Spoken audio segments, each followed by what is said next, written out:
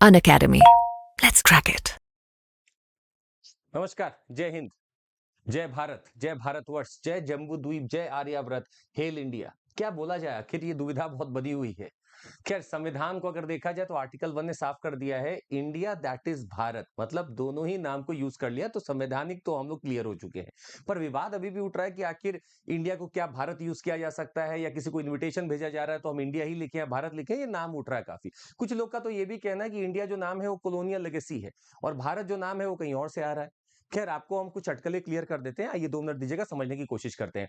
वैसे तो भारत के नाम अनेक हैं, पर पहचान और जान एक है। भारत के नाम को अलग अलग स्क्रिप्चर्स में अलग अलग तरीके से लिखाया गया। जैसे कि आपको बताएं, अगर आप ग्रीस में कभी जाएंगे तो आपको हो सकता है सुनने को मिले इंडी या इंडे। अगर आप यूरोप में जाएंगे तो इंडिया बोलते ही हैं। अगर आप थोड़ा सा वेस्ट एशिया में जाएंगे तो हिंद बोला जाता है। अगर आप थोड़ा सा चाइना की तरफ चल जाए, साउथ ईस्ट एशिया की तरफ चल जाए और उनके स्क्रिप्चर्स को पढ़ें, तो वहां पे एक नाम आएगा आपका शेंदू। हो सकता है आप जापान की तरफ जाएंगे तो आपको सुनने को मिलेगा तेंजिकू। इनसे नाम हो सकता है डिफाइन हो रहा हो, पर हमारी पहचान तो हमेशा से एक ही रही है। अब नाम देखते हैं आखिर इवॉल्व कैसे हो रहा है। आपको हम 2 मिनट दीजिएगा, हम आपको अभी समझा देते हैं कि आखिर ये सब नाम इवॉल्व हो कहां से रहे हैं। अगर आप एकदम पास्ट में जाना चाहते हैं, और एंशियंट पास्ट में एक नाम भी आया था जिसको कहा जाता है नभ वर्ष, या फिर नाभि वर्ष, या फिर नाभि वर्ष।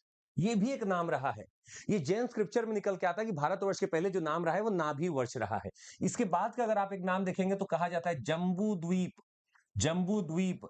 आप जब कई बार संकल्प लेते होंगे तो कहते होंगे जम्बू द्वीप भारत खंडे भारत वर्षे। ये वही जम्बू द्वीप है, और ये कहीं अशोका द्वारा इसको नाम को फेमस किया गया था।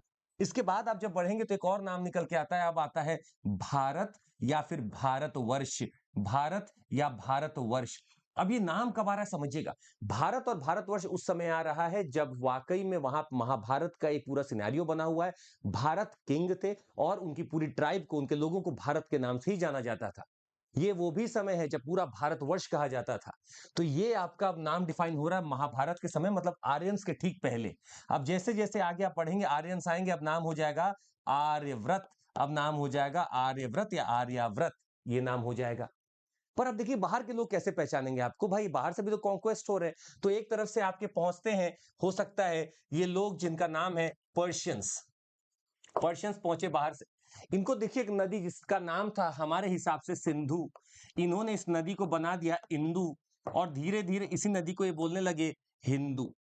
मतलब अभी पहचानने लगे, वो सिंधु सर नहीं बोल पाते थे तो उसका नाम धीरे धीरे मॉडिफाई होने लगा, और धीरे धीरे सिंधु के नीचे या जो भी साउथ में जो इसके परे जो लोग रहते थे उनका नाम धीरे धीरे हिंदू बनने लगा। क्रिश्चियन एरा आता है और इसमें जुड़ जाता है स्थान, और ये कहीं 6th सेंचुरी सीई में जाके हिंदुस्तान नाम फेमस होने लगता है। हिंदुस्तान। इस हिंदुस्तान नाम का यूज करने वाले हैं द अर्ली मुगल एम्परर्स, जो कि हिंदुस्तान की सील्स और बाकी चीजें देंगे, वो हिंदुस्तान यूज करते हैं। पर अभी इंडिया नाम नहीं आया। अब क्या हो रहा है, जो सिंधु से निकाले थे इंदु, अब इसी इंदु से ग्रीक को पता चलता है, ग्रीक भी आना चाहते हैं, द ग्रेको रोमन एम्पायर, और होने वाला है एलेक्जेंडर का इन्वेजन। एलेक्जेंडर के इन्वेजन के समय आपको बता दें, वो लोग पहुंचते हैं यहां तक। अब उनको पता चला, उन्होंने पर्शियन का जब ये सारा रिकॉर्ड देखा तो उन्होंने देखा कि अच्छा इंदु इंदु वहां पे है। इंदु से उन्होंने क्या निकाल दिया, इंदस।